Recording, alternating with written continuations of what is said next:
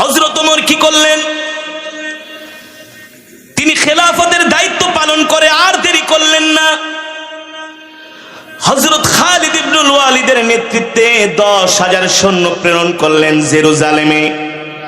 আর নির্দেশ দিলেন, খালিদ ইবনুল ওয়ালিদ, তোমার নেতৃত্বে আমি 10,000 সৈনিক পাঠাইলাম, কোনো কথা নাই, মসজিদুল আকসা বিজয় না করে মদিনায় আসবা না। আর জোরে বলেন আল্লাহু আকবার। খালিদ ইবনুল ওয়ালিদের নেতৃত্বে 10,000 সৈন্য নিয়া, মুসলিম বাহিনী নিয়ে জেরুজালেমের দিকে রওনা করলেন। খালিদ ইবনুল ওয়ালিদ চতুর্দিক থেকে জেরুজালেমকে ঘিরে ফেললেন, চতুর্দিক থেকে অবরোধ করলেন। আর খালিদ ইবনুল ওয়ালিদ ইহুদিদের নেতাদের কাছে চিঠি পাঠালেন, এ শোনো, আমাদেরকে আমিরুল মুমিনিন খলিফাতুল মুসলিমিন ওমর আমাদেরকে পাঠিয়েছেন মসজিদুল আকসাকে বিজয় করার জন্য, তোমাদের হাত থেকে দখল মুক্ত করার জন্য। আমরা এসেছি মসজিদুল আকসাকে মুক্ত করার জন্য। আমাদের আমিরুল মুমিনিনের পক্ষ থেকে তোমাদের জন্য প্রথম প্রস্তাব হলো, যদি তোমরা আমাদেরকে বিনা বাধায়, বিনা রক্তপাতে যদি আমাদেরকে আমাদের মসজিদ ফিরায় দাও, তোমাদের সাথে আমাদের কোনো লড়াই হবে না। আর যদি আমাদের মসজিদ আমাদেরকে ফিরায় না দাও, আমাদের তরবারির আঘাত থেকে একটা ইহুদিও বাঁচতে পারবে না। আর কোনো কথা নেই, কথা মাত্র দুইটা। কয়টা? ইহুদিরা তো মুসলমানদেরই অবস্থা দেখে অবস্থা খারাপ, গোয়েন্দা পাঠিয়েছেন, যে দেখেন হযরত ওমরের বাহিনী তরবারি নিয়ে ঘোড়া নিয়ে টহল দিচ্ছেন, টহল। ইহুদিদের গোয়েন্দারা আয়েশা তাদের নেতাকে বলে, শোনেন, অবস্থা কিন্তু বেশি ভালো না, মুসলমানদের যে অবস্থা দেখতেছি, তাদের হাতে যদি তাদের মসজিদ আমরা ফিরায় না দেই, তাদের তরবারির আঘাত থেকে আমরা একজনও বাঁচতে পারবো না। আল্লাহু আকবার।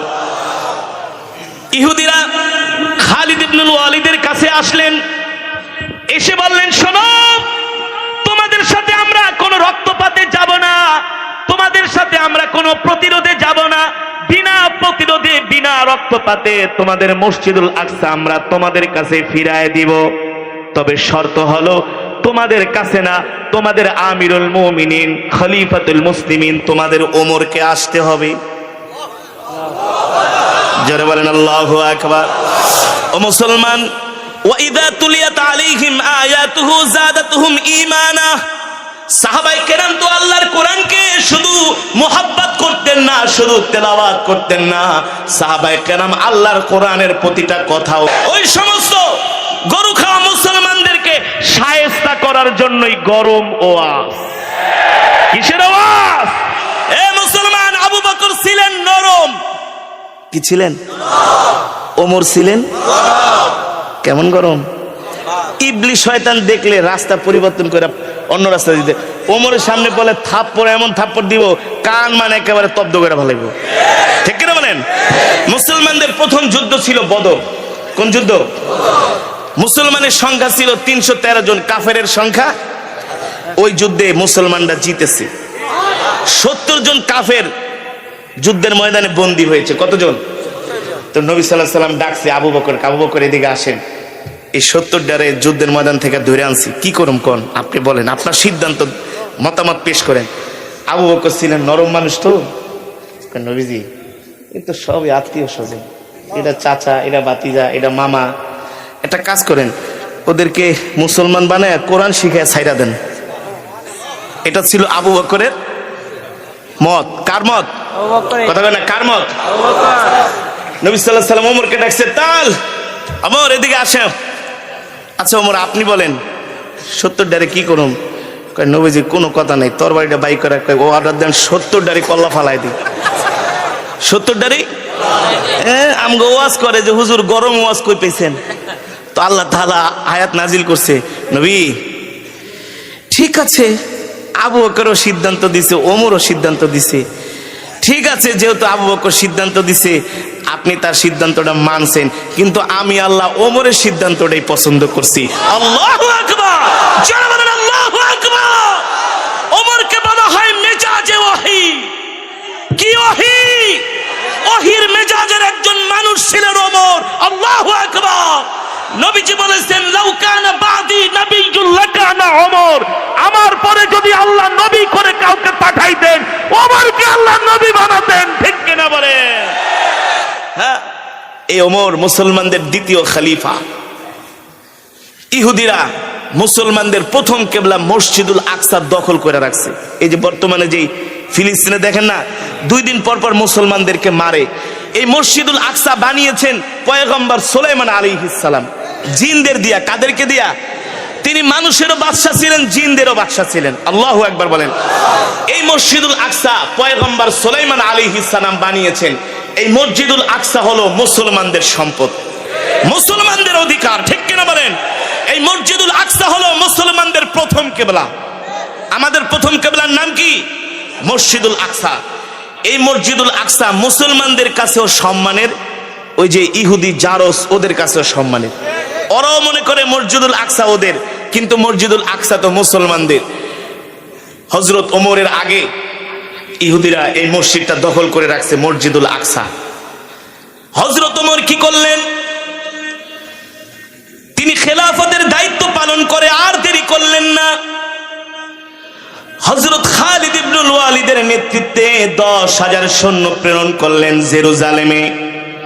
আর নির্দেশ দিলেন, খালিদ ইবনুল ওয়ালিদ, তোমার নেতৃত্বে আমি 10,000 সৈনিক পাঠাইলাম, কোনো কথা নাই, মসজিদুল আকসা বিজয় না করে মদিনায় আসবা না। আর জোরে বলেন আল্লাহু আকবার। খালিদ ইবনুল ওয়ালিদের নেতৃত্বে 10,000 সৈন্য নিয়া, মুসলিম বাহিনী নিয়ে জেরুজালেমের দিকে রওনা করলেন। খালিদ ইবনুল ওয়ালিদ চতুর্দিক থেকে জেরুজালেমকে ঘিরে ফেললেন, চতুর্দিক থেকে অবরোধ করলেন। আর খালিদ ইবনুল ওয়ালিদ ইহুদিদের নেতাদের কাছে চিঠি পাঠালেন, এ শোনো, আমাদেরকে আমিরুল মুমিনিন খলিফাতুল মুসলিমিন ওমর আমাদেরকে পাঠিয়েছেন মসজিদুল আকসাকে বিজয় করার জন্য, তোমাদের হাত থেকে দখল মুক্ত করার জন্য। আমরা এসেছি মসজিদুল আকসাকে মুক্ত করার জন্য। আমাদের আমিরুল মুমিনিনের পক্ষ থেকে তোমাদের জন্য প্রথম প্রস্তাব হলো, যদি তোমরা আমাদেরকে বিনা বাধায় বিনা রক্তপাতে যদি আমাদেরকে আমাদের মসজিদ ফিরায় দাও, তোমাদের সাথে আমাদের কোনো লড়াই হবে না। আর যদি আমাদের মসজিদ আমাদেরকে ফিরায় না দাও, আমাদের তরবারির আঘাত থেকে একটা ইহুদিও বাঁচতে পারবে না। আর কোনো কথা নেই, কথা মাত্র 2টা। কয়টা?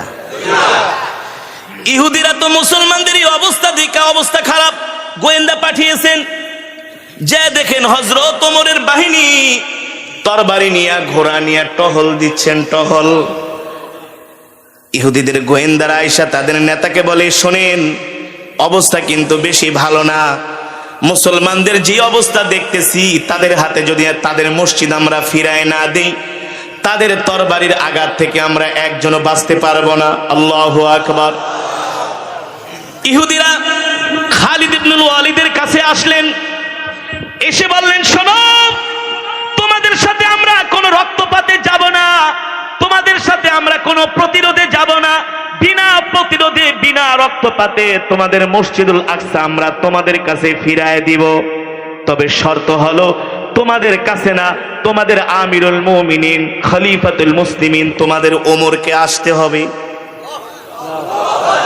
জোরে বলেন আল্লাহু আকবার।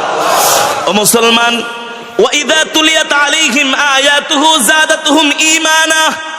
সাহাবায়ে কেরাম তো আল্লাহর কোরআনকে শুধু মুহাব্বত করতেন না, শুধু তেলাওয়াত করতেন না, সাহাবায়ে কেরাম আল্লাহর কোরআনের প্রতিটা কথা অনুযায়ী চলতেন। ঠিক কিনা বলেন?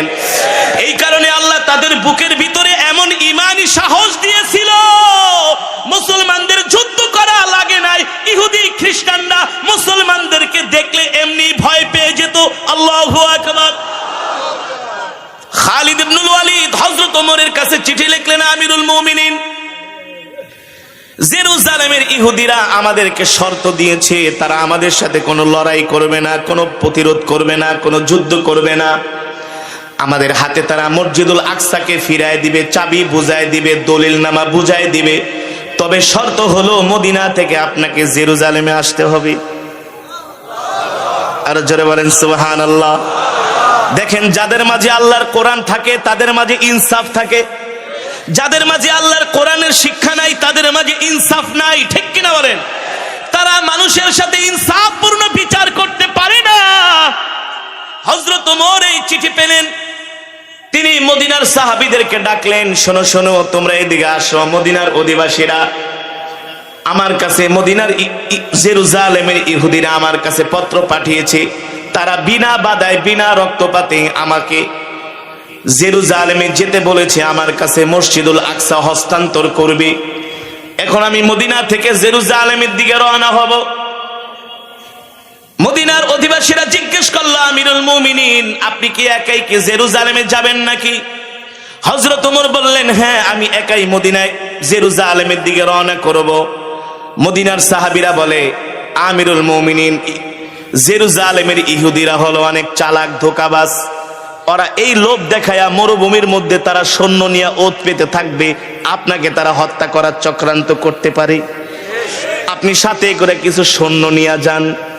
হযরত ওমর বললেন, ফাল্লাহু খায়রুন হাফিজা ওয়া হুয়া আরহামুর রাহিমিন, আমার আল্লাহই হলো আমার উত্তম নিরাপত্তা দানকারী, আমার আল্লাহই হলো আমাকে উত্তম হেফাজতকারী। আল্লাহু আকবার। আল্লাহ যদি আমাকে হেফাজত করে, পৃথিবীর কোন পরার শক্তি আমার একটা পশমও ছিঁড়তে পারবে না। কেমন ওমর, কেমন মুসলমানদের খলিফা! হযরত ওমর তার গোলামকে ডাক দিয়ে বলল, গোলাম, একটা উট রেডি করো। আল্লাহু আকবার। হযরত ওমর উটের পিঠে চললেন আর গোলামকে বললেন, এবার লাগাম টেনে জেরুজালেমের দিকে হাঁটা শুরু করো। গোলাম উটের রশি টানতে টানতে উত্তপ্ত মরুভূমির মধ্যে হেঁটে, বালুকণা পাথরের মধ্যে হেঁটে হেঁটে জেরুজালেমের দিকে রওনা শুরু করছেন। ফজরের পরে রওনা দিছেন। হাঁটতে হাঁটতে প্রায় 12টা বেজে গেছে। হযরত ওমর বুঝতেছেন মরুভূমির বালুগুলো উত্তপ্ত হয়ে যাচ্ছে, আর উত্তপ্ত মরুভূমির বালুর মধ্যে বেশিক্ষণ হাঁটা, পা ঠসকা পড়ে যায়। হযরত ওমর দেখতেছেন তার গোলামের ঘাড় বেয়ে বেয়ে ঘাম পড়তেছেন, মাথা বেয়ে বেয়ে ঘাম পড়তেছেন। হযরত ওমর আর দেরি করলেন না, লাফ দিয়া উটের পিঠ থেকে নেমে গেলেন। উটের পিঠ থেকে নেমে বলে, বেটা গোলাম, তুমি এবার উটের পিঠে চড়ো। গোলাম বলে, আমিরুল মুমিনিন, আপনি আমাকে ক্ষমা করবেন, এই বেয়াদবি আমি করতে পারবো না। হযরত ওমর বলে, বেটা, প্রচন্ড রৌদ্র, মরুভূমির বালুগুলো গরম হয়ে গেছে, আমি দেখতেছি তোমার কষ্ট হচ্ছে, তুমি উটের পিঠে বসো, আমি এবার লাগাম টানবো। আল্লাহু আকবার। গোলাম বলে, না না, এই বেয়াদবি আমি আপনার সাথে করতে পারবো না, আপনি তো আমার আমিরুল মুমিনিন। আল্লাহু আকবার। হযরত ওমর ডাক দিয়া বলে, বেটা কথা কম, যেটা করছি সেটা কর। গোলাম আবার রাগী মানুষ না, আবার মাইর দিয়া বসে। এবার গোলাম ওইটা ঘোর উটের পিঠে চড়ছে। মুসলমানদের খলিফা গোলামকে উটের পিঠে চড়াইয়া নিজেই লাগাম টানতেছে। একটু পর পর গোলাম বলে, আমিরুল মুমিনিন,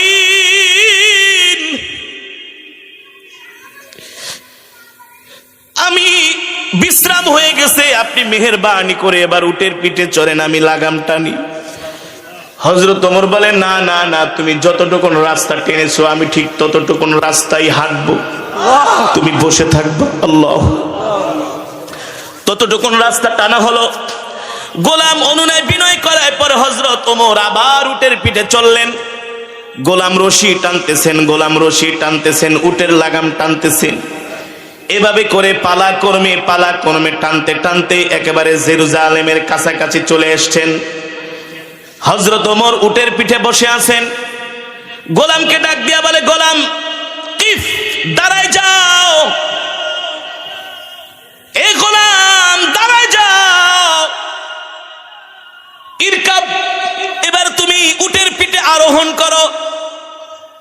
গোলাম ডাক দিয়া বলে, আমিরুল মুমিনিন, ওই যে জেরুজালেম দেখা যায়, জেরুজালেমের মানুষগুলো রাস্তায় আপনাকে অভ্যর্থনা দেওয়ার জন্য দাঁড়ায় আছে। এই অবস্থায় আমি যদি উটের পিঠে বসি, আপনি যদি উটের লাগাম টানেন, মান সম্মান থাকবেই না। হযরত ওমর ডাক দিয়া বলে, বেটা, মান সম্মান থাকুক বা না থাকুক এটা আমার দেখার বিষয় না, এখন হলো আমার উটের লাগাম টানা সিরিয়াল। তুই উটের পিঠে বস। গোলাম কোনোভাবেই রাজি না। হযরত ওমর ডাক দিয়ে বলে, বেটা যেটা বলছিস সেটা কর, উটের পিঠে বস। গোলাম বলে, আমিরুল মুমিনিন আমাকে মাফ করেন, আফওয়ান, আমি পারবো না। হযরত ওমর ডাক দিয়ে বলে, গোলাম রে,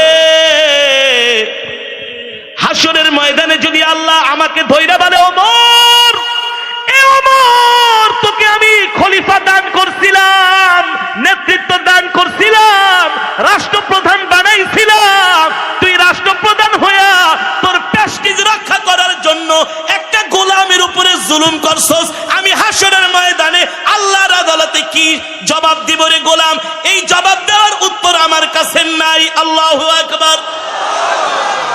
আল্লাহ যদি হাসরের মাঠে আমাকে বলে, ওমর, তুমি তো ইনসাফ কায়েম করো নাই, তুমি তোমার প্রেস্টিজ দেখানোর জন্য, নেতাগিরি দেখানোর জন্য তুমি উটের পিঠে বসে রইছো, আর এই গোলাম রে দিয়া তুমি উটের লাগাম টানাইছো, ঠিক কিনা বলেন? আমি কি জবাব দিব? বেটা উটের পিঠে ওঠ। এবার গোলামকে উটের পিঠে বসায়া আমিরুল মুমিনিন খলিফাতুল মুসলিমিন উটের লাগাম টেনে টেনে জেরুজালেমের দিকে যাচ্ছে। জেরুজালেমের প্রধান ফটক দ্বার খুলে দেয়া হচ্ছে। হযরত ওমর উটের লাগাম টেনে টেনে জেরুজালেমে প্রবেশ করতেছে। চতুর্দিক থেকে মানুষগুলো ওমরকে অভ্যর্থনা জানাচ্ছে, কিন্তু মানুষ জানে না ওমর কোনটা। মনে করছে যে উটের পিঠে বসে আছে সেই ওমর, কিন্তু চেহারা শুরুতে বোঝা যায় না। জিজ্ঞেস করে, আইনা ওমর ইবনুল খাত্তাব, আইনা আমিরুল মুমিনিন। মুসলমানদের, এ তোমাদের ওমরকে, তোমাদের খলিফাকে? মুসলমানরা ডাক দিয়ে বলে, জেরুজালেমের ইহুদিরা, তোমরা আমাদের খলিফাকে খুঁজতেছো? ওই যে যিনি উটের লাগাম টেনে টেনে হাঁটতেছেন তিনি হলেন আমাদের খলিফা। ইহুদিরা বলে, এটা আবার বলো কি? খলিফা কেন উটের লাগাম টানে? বলে, হ্যাঁ, উটের লাগাম যিনি টানতেছেন তিনি আমাদের খলিফা। তাহলে উটের পিঠে যে বসে আছে সে কে? বলে, সে হলো খলিফার গোলাম। আল্লাহু আকবার। জেরুজালেমের ইহুদিরা বলে, মুসলমান, আমাদের সাথে তোমাদের লড়াই করার দরকার নাই। তোমাদের শাসন যদি এই জেরুজালেমে প্রতিষ্ঠা হয়ে যায়, শুধু তোমরাই শান্তি পাবা না, আমরা ইহুদিরাও শান্তি পাবো। তার কারণ হলো তোমাদের খলিফা ওমর যেই ইনসাফ প্রতিষ্ঠা করেছেন, যেই দৃশ্য আমরা দেখলাম, পৃথিবীর জমিনে আজ পর্যন্ত কোনো রাজা বাদশা এমন ইনসাফ দেখাতে পারে নাই। ঠিক কিনা বলি? ঠিক কিনা বলে? জেরুজালেমের ইহুদিরা বলে, বলো কি? খলিফা একজন সাধারণ গোলামকে উটের পিঠে বসায় আসে নিজে লাগাম টানতেছে। আল্লাহু আকবার। কল্পনাই করা যায় না। এবার হযরত ওমর উটের লাগাম টেনে টেনে মসজিদুল আকসার মধ্যে ঢুকতেছে। সাহাবী আব্দুর রহমান ইবনে আউফ রাদিয়াল্লাহু তাআলা আনহু হযরত ওমরের কাছে আসলেন। আয়েশা দেখে আমিরুল মুমিনের জামা ছিঁড়া। কি ছিঁড়া? জামা ছিঁড়া, তালি দেওয়া।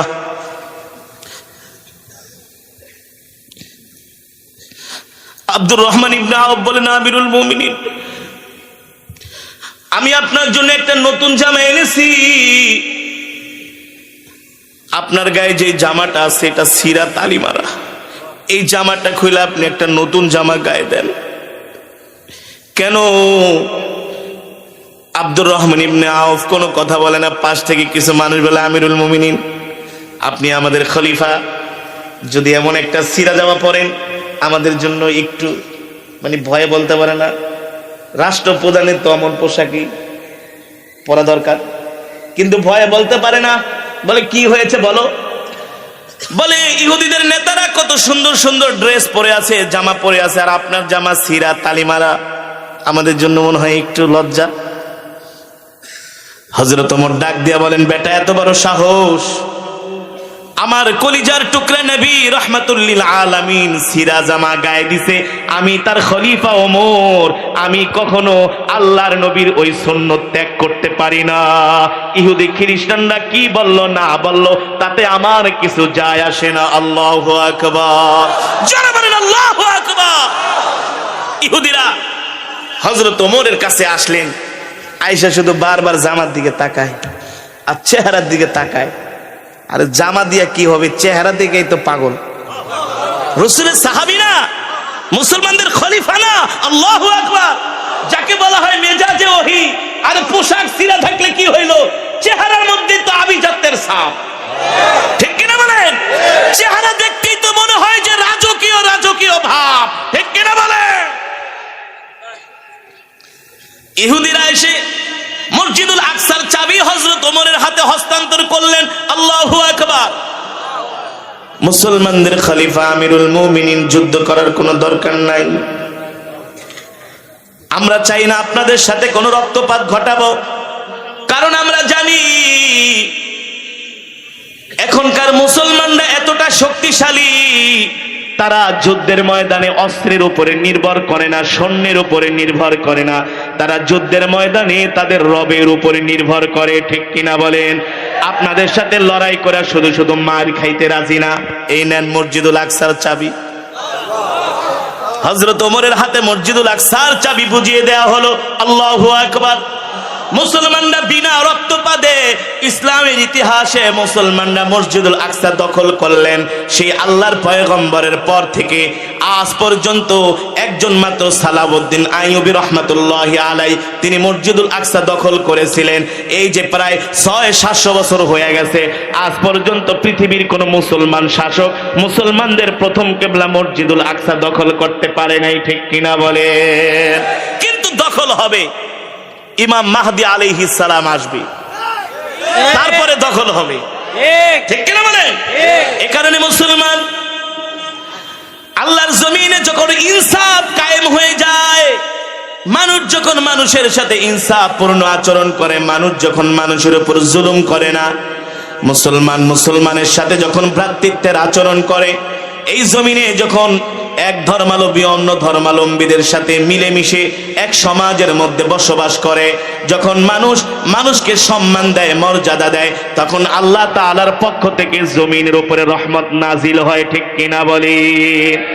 আর এই পৃথিবীর জমিনে একমাত্র শান্তি ইসলামের মধ্যে, মুক্তি ইসলামের মধ্যে। আর মুসলমানরা হলো এই পৃথিবীর জমিনে একমাত্র শান্তিপ্রিয় জাতি, ঠিক কিনা বলেন? বর্তমানে যে কাতার বিশ্বকাপ ফুটবল খেলা হয়েছে, ইহুদি খ্রিস্টানরা মুসলমানদের দেশে আইসা এদের চাল চলন, কথাবার্তা, খাবার দাবার, সংস্কৃতি, আদর আপ্যায়ন দেখা ইহুদি খ্রিস্টানরা বলে আমরা মুসলমানদেরকে দূর থেকে যেটা মনে করেছিলাম, আসলে মুসলমানরাই হলো একমাত্র পৃথিবীর জমিনে শান্তিপ্রিয় জাতি, ঠিক কিনা বলেন? ঠিক কিনা বলেন? কেন শান্তিপ্রিয় মুসলমানরা জাতি হবে না? এই পৃথিবীর জমিনে মুসলমানরাই হলো সব দিক থেকে এক নাম্বার। মুসলমানরা সব দিক থেকে, উদাহরণ দিয়ে একটা একটা করে আমার সাথে জবাব দিয়েন। মুসলমানদের প্রথম কিবলা, মুসলমানরা যেই দিকে কিবলা করে নামাজ পড়ে ওই ঘরের নাম কি? বাইতুল্লাহ। ওই ঘরের নাম পৃথিবীর সবচেয়ে দামি ঘর, পৃথিবীর একেবারে মাঝখানে যে ঘরটা, যেটা আল্লাহ তাআলার ঘর, সেটার নাম হলো বাইতুল্লাহ, ঠিক কিনা বলেন? মুসলমানদের কোরআন, সব ধর্মের ধর্মীয় গ্রন্থের মধ্যে ভুল আছে, ভেজাল আছে, কিন্তু মুসলমানদের কোরআনের মধ্যে কোনো ভুল নাই, ভুলের সন্দেহের অবকাশও নাই, ঠিক কিনা বলেন? তার মানে মুসলমানদের ধর্মীয় গ্রন্থ হলো এক নাম্বার। মুসলমানদের নবী হযরত মুহাম্মদুর রাসূলুল্লাহ সাল্লাল্লাহু আলাইহি ওয়াসাল্লাম পৃথিবীর শ্রেষ্ঠ পয়গম্বর, পৃথিবীর শ্রেষ্ঠ নায়ক, পৃথিবীর শ্রেষ্ঠ রাষ্ট্রনেতা, ঠিক কিনা বলেন? আমার নবীকে আপনি যেইভাবে দাঁড় করান, সব জায়গায় আমার নবী নাম্বার 1। যদি আমার নবীকে পিতার কাতারে দাঁড় করেন, হযরত ফাতেমা বলে আমার বাবা হলো পৃথিবীর শ্রেষ্ঠ পিতা। আমার নবীকে যদি নানার কাতারে দাঁড় করান, হাসান হুসেন রাদিয়াল্লাহু তাআলা আনহু বলেন আমার নানা হলো পৃথিবীর শ্রেষ্ঠ নেতা, শ্রেষ্ঠ নানা। আমার নবীকে যদি রাষ্ট্রপ্রধানের কাতারে দাঁড় করান, আমার নবীর মতো রাষ্ট্রপ্রধান পৃথিবীতে আসে নাই, আর কোনোদিন আসবেও না, ঠিক কিনা বলেন? আমার নবী যেই নগরীতে শুয়ে আছে ওই নগরীর নাম হলো মদিনাতুল মুনাওয়ারা। আমেরিকার একদল পরিবেশ বিজ্ঞানী তারা গবেষণা করেছেন যে পৃথিবীর মধ্যে সবচেয়ে সুন্দর নগরী কোনটা। তারা আমেরিকার রাজধানী ওয়াশিংটনকে বলে নাই, তারা ফ্রান্সের রাজধানী প্যারিসকে বলে নাই, তারা চায়নার রাজধানীকে বলে নাই, তারা জার্মানের রাজধানীকে বলে নাই, কানাডার রাজধানীকে বলে নাই, সুইডেন স্পেনের রাজধানীকে বলে নাই। তারা স্বীকার করেছে, তারা তথ্য দিয়েছে, তারা গবেষণা করে রিসার্চ করে বের করেছে এই পৃথিবীর একমাত্র শান্তি এবং নিরাপত্তার নগরীর নাম হলো মদিনাতুল মুনাওয়ারা, মদিনা শরীফ। আল্লাহু আকবার, যারা বলেন আল্লাহু আকবার। মুসলমানদের আল্লাহ হলো একজন, সার্বভৌমত্বের মালিককে, একচ্ছত্র ক্ষমতার মালিককে। তাবারাকাল্লাযী বিয়াদিহিল মুলকু ওয়া হুয়া আলা কুল্লি শাইইন কাদির। আল্লাহ রাব্বুল আলামিন বলেন, নবী, এই মুলকের মালিক আমি আল্লাহ, রাজ্যের মালিক আমি আল্লাহ, সারা পৃথিবীর মালিক আমি আল্লাহ, এই দুনিয়ার মানুষকে খাওয়াই আমি আল্লাহ, এই দুনিয়ার মানুষকে বাঁচাই আমি আল্লাহ, এই দুনিয়ার মানুষকে পালি আমি আল্লাহ, এই দুনিয়ার মানুষকে অক্সিজেন দেই আমি আল্লাহ। ঠিক কিনা বলেন? তাহলে সব দিক থেকে মুসলমান এক নাম্বার। কিন্তু এখন মুসলমানের কাজ কাম হইল সব 6 নম্বর। কি রাত 3টা পর্যন্ত জায়গা জায়গা ফুটবল খেলা দেখতে পারে, কিন্তু ফজরের নামাজে মুসলমানদের পাওয়া যায় না। হারাম কাজের দিকে মুসলমান খুব আরাম পায়।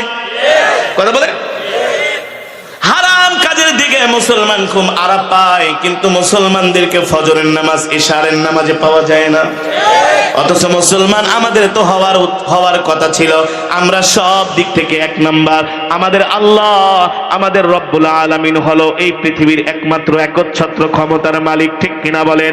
আমাদের কিবলা হলো বাইতুল্লাহ, আমাদের নবী হলো পৃথিবীর শ্রেষ্ঠ নবী, শ্রেষ্ঠ পয়গম্বর, শ্রেষ্ঠ মহামানব, শ্রেষ্ঠ রাষ্ট্রনেতা। ঠিক কিনা বলেন?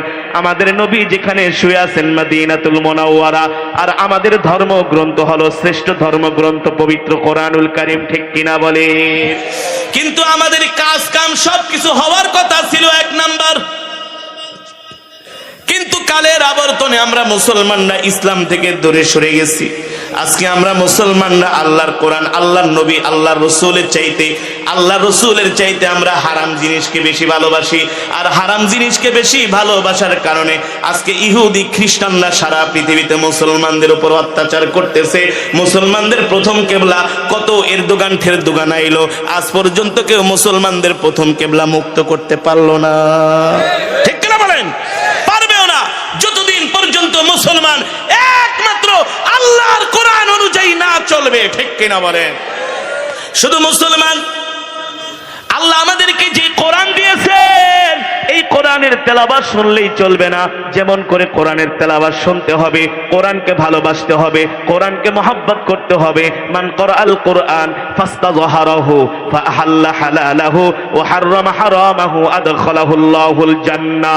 আল্লাহর নবী বলছেন, যারা আল্লাহর কোরআন পড়বে, আল্লাহর কোরআনের ভয়ে গুনাহ থেকে বেঁচে থাকবে, আল্লাহ তাআলা তাদেরকে ইন্তেকালের সাথে সাথে জান্নাতে প্রবেশ করাবে। আল্লাহু আকবার। আমিরুল মুমিনিন খলিফাতুল মুসলিমিন আল্লাহর নবীর ইন্তেকালের পরে সাহাবী আবু মুসা আশআরী রাদিয়াল্লাহু তাআলা আনহুকে ডাক দিতেন মাঝে মাঝে, এ আবু মুসা আশআরী, তুমি এদিকে আসো, আমাকে একটু কোরআনের তেলাওয়াত শোনাও। আমি দেখেছি আল্লাহর নবী তোমার জবানে কোরআন তেলাওয়াত শুনতেন। আল্লাহর পয়গম্বরের ইন্তেকালের পরে হযরত ওমর যখন খলিফার দায়িত্ব নিলেন, আবু মুসা আশআরীকে মাঝে মাঝে ডাকতেন। হযরত ওমর তার জবানে কোরআনুল কারীমের তেলাওয়াত শুনতেন। এমন তেলাওয়াত শুনতেন, শুনতে শুনতে কোরআনুল কারীমের তেলাওয়াত শুনতে শুনতে হযরত ওমরের চোখ দিয়া পানি বের হইয়া দাড়ি পর্যন্ত ভিজে যেত। দাড়ি বেয়ে হযরত ওমরের চোখের পানি টপ টপ করে পড়তো। আল্লাহু আকবার। আর কোরআনকে বুকে নিতেন আর চুমু খেতেন আর বলতেন, এটা হলো আমার আল্লাহর জবানের কালাম, এটা হলো আমার রবের কালাম। এই কোরআনের সাথে যে সম্পর্ক রাখবে, এই কোরআনকে যে ভালোবাসবে, কোরআন অনুযায়ী যে জীবনটাকে পরিচালনা করবে, আল্লাহ তাআলা দুনিয়া এবং আখিরাতে তাকে কল্যাণ দান করবে। ঠিক কিনা বলি? ঠিক কিনা বলেন? এই কারণে মুসলমান আমরা যতদিন বাঁচবো আল্লাহর কোরআন অনুযায়ী বাঁচবো। আল্লাহর কোরআন সকাল সন্ধ্যা তেলাওয়াত করব। ঠিক কিনা বলেন? কোরআনের মধ্যে আল্লাহ মিথ্যা কথা বলতে নিষেধ করেছেন, আমরা মিথ্যা বলবো না, মানুষের মনে কষ্ট দিব না, মানুষের সম্পদ নষ্ট করব না। আল্লাহ আমাদের 5 ওয়াক্ত নামাজ পড়ার জন্য কোরআনের মধ্যে আল্লাহ আমাদেরকে নির্দেশ দিয়েছেন। বাঁচবো, এক ওয়াক্ত নামাজও আমরা ছেড়ে দিব না। কে কে রাজি আছেন হাত উঠান, নারায়ে তাকবীর, নারায়ে তাকবীর। আল্লাহ আমাদের কবুল করুন বলি আমিন। হাত নামান, ওয়াদা করছেন 5 ওয়াক্ত নামাজ পড়বেন, ফ্যাক্টরিতে কাজ করবেন আর কোরআন তেলাওয়াত শুনবেন। হ্যাঁ, মেশিন ছাইরা গান শুনবেন না। কিছু বলদ আছে ফাইটটা যায়, সিরা যায়, লয়া যায়, এটি শুনলে লাভ কি? কোরআন তেলাওয়াত শুনতে হবে, ঠিক কিনা বলেন? গত 2 দিন আগে আমি সিরাজগঞ্জে একটা প্রোগ্রামে গিয়েছি। 2 জন ইউনিভার্সিটির ছাত্র, 3 জন আমার কাছে আসছে, বলে হুজুর আগে আমি কলেজে থাকা অবস্থায় অঙ্ক করতাম আর গান শুনতাম, আর এখন আমি যেদিন থেকে আপনার তেলাওয়াত আমি পাইছি 3 বছর হয়ে গেছে, আলহামদুলিল্লাহ এখন আমি অঙ্ক করি আর কোরআন তেলাওয়াত শুনি। অনেক ফ্যাক্টরিতে, বাংলাদেশের অনেক ফ্যাক্টরিতে অনেক মালিকরা আমাকে ফোন করে, জিএম পিএমরা ফোন করে, বলে হুজুর সকালবেলা আমরা নির্দেশ দিছি যে আগে কোরআন তেলাওয়াত চলবে, তারপরে কাজ শুরু করবো। শ্রমিকরা আলহামদুলিল্লাহ এখন কোরআন তেলাওয়াত শুনে। আল্লাহু আকবার, জোরে বলেন আল্লাহু আকবার। আপনারা ইন্ডাস্ট্রিতে চাকরি করেন, ফ্যাক্টরিতে, যদি কষ্ট করে 5টা ওয়াক্ত নামাজ সহিভাবে পড়তে পারেন আর কোরআন তেলাওয়াত সকাল সন্ধ্যা করতে পারেন, আপনারা তো হালাল রিজিক কামাইতেছে। জান্নাত আপনাদের জন্য একেবারে সহজ, একেবারে সহজ। আপনাদের প্রতিটা পয়সা হালাল হালাল হালাল। আল্লাহু আকবার, আল্লাহু আকবার। নবী সাল্লাল্লাহু আলাইহি সাল্লাম শ্রমিকদেরকে এত বেশি ভালোবাসতেন, নবীজি বলছেন শ্রমিকদের ঘাম কপাল থেকে নাকের ডগায় আসার আগেই তাদের পাওনাগুলো বুঝিয়ে দাও। এত সুন্দর কথা কে বলবেন বলেন? এত সুন্দর কথা কে বলবেন? আল্লাহ নবী বলে গিয়েছেন, আল কাসিম হাবিবুল্লাহ। নবীজি বলছেন শ্রমিকরা হলো আল্লাহর বন্ধু। নবী বলেন শ্রমিকরা হলো আমার বন্ধু। আল্লাহু আকবার। সুতরাং আপনারা ফ্যাক্টরিতে কাজ করা অবস্থায় গান শুনবেন না, হারাম জিনিস শুনবেন না, হারাম জিনিস দেখবেনও না, ঠিক কিনা বলেন? কত বিপদ আইসা পড়ে না ভাই, কত বিপদ আইসা পড়ে। এই কারণে পারলে অজু অবস্থায় থাকবেন, অজু অবস্থায় থাকবেন, হাতে একটা তসবিহ রাখবেন সবসময়, পারলে একটা তসবিহ রাখবেন, জিকির করবেন, দেখবেন কাজই মনে হবে না, কারণ রবের রহমত বরকত তো আছে, ঠিক না? হাতে তসবিহ রাখবেন, বেশি বেশি দুরূদ শরীফ ইস্তিগফার পড়বেন, কোরআনুল কারীমের তেলাওয়াত শুনবেন। ইনশাআল্লাহ এই যে কাজ করতেছেন এটাও ইবাদতের মধ্যে গণ্য হবে। আল্লাহ তাআলা আমাদের সকলকে মৃত্যুর আগ পর্যন্ত যেন আমরা কোরআন অনুযায়ী চলতে পারি, আল্লাহ তাআলা আমাদের সকলকে তৌফিক দান করুন। এই মাজমাই মাহফিলকে কবুল করুন বলি আমিন। আজকে যে মাদ্রাসার উদ্যোগে মাহফিল, মদিনাতুল উলুম জৈনুদ্দিন কওমি মাদ্রাসার উদ্যোগে মাহফিল, আপনারা এই মাদ্রাসাকে ভালোবাসবেন, মাদ্রাসার পাশে থাকবেন, মাদ্রাসাকে সহযোগিতা করবেন তো ইনশাআল্লাহ। সব সময় মাদ্রাসার পাশে থাকবেন। যে কোনো সময় আপনাদেরকে যদি কোনো দিনের ডাকে আহ্বান করা হয়, ডাকে সাড়া দিবেন। মাদ্রাসার ইন্তেজামিয়া কমিটি যারা আছেন সবাই আলহামদুলিল্লাহ অনেক ভালো মানুষ, দিন দিন মাদ্রাসার জায়গা কিনতেছেন, উত্তরোত্তর মাদ্রাসার উন্নতি হচ্ছে। আল্লাহ তাআলা এই দ্বীনি মারকাজকে আল্লাহ তাআলা কিয়ামত পর্যন্ত কবুল করুন বলি আমিন। এই মজমাকে আল্লাহ কবুল করুন বলি আমিন। আজকে আমরা যেভাবে করে